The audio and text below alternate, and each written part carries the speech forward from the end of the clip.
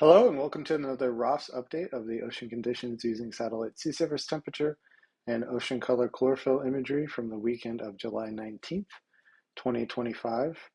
Overall, the Gulf Stream has continued to warm a little bit. It is approximately 87 extending past the Florida Keys through the Florida Straits and then cools down to about 86 to 80, upper 85, passing North Carolina.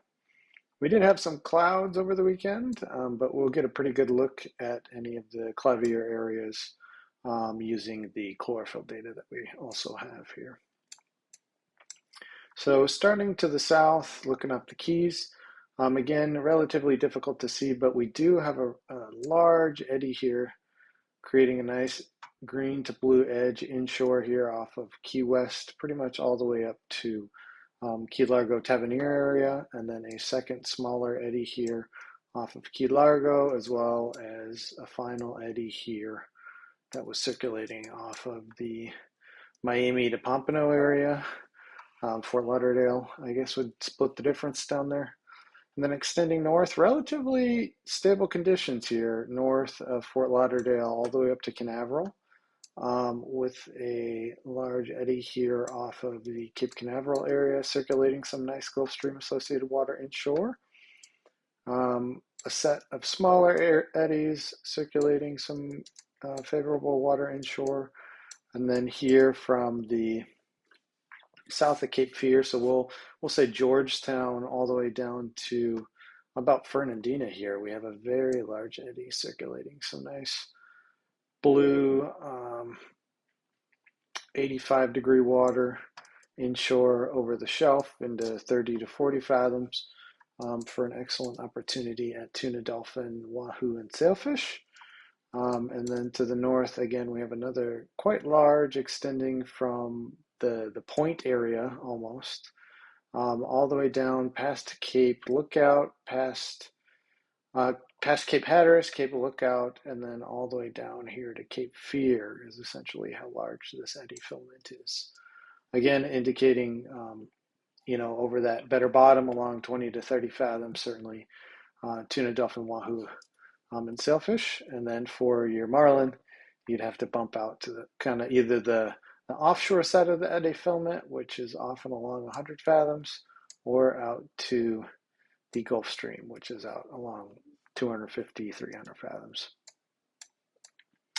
So we'll jump over and take a look at the chlorophyll data, which should clear some things up, and we'll zoom in real quick. And here again, we can see this nice strong edge here off the Keys, a relatively large eddy again here off Key Largo with a nice pocket of more blue-green water that you are certainly going to want to avoid as it pushes up the coast here off of Florida.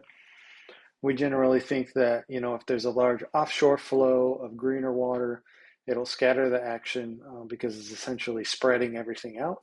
Where with these eddies, the blue water pushes inshore, effectively pinching all the temperature edges and the bait into a tighter window, depth window, essentially, up against the shore rather than letting everything expand offshore.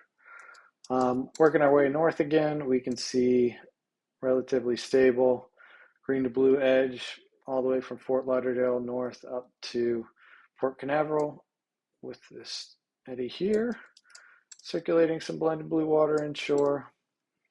A little bit smaller eddy circulating some more blended water north of Canaveral.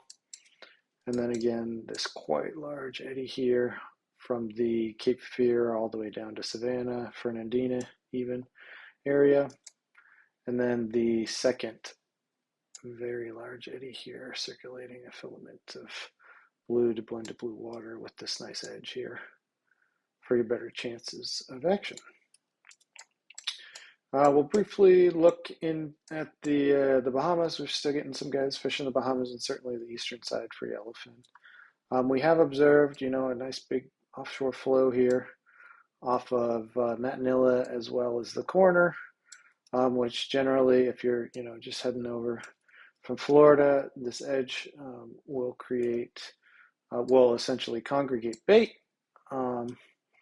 Looking through the Northwest Providence Channel, we can see what is kind of the normal counterclockwise rotation here, pulling this Gulf Stream associated water into the channel, and then looping around along Grand Bahama, and then this kind of cleaner water here, some of it circulating in off of southern Abaco, relatively large offshore flow extending east off of central Abaco, and then this cleaner water kind of wraps back inshore off of northern Abaco, and then continues inshore along Walkers, and then pulls offshore to the north to join the eastern side of the Gulf Stream there. But with that, for the most recent analysis of your area, you can order online at ROFFS.com. You can give us a call at 321-723-5759, or you can reach us via email at fishing@roffs.com. Thank you very much. Tight lines.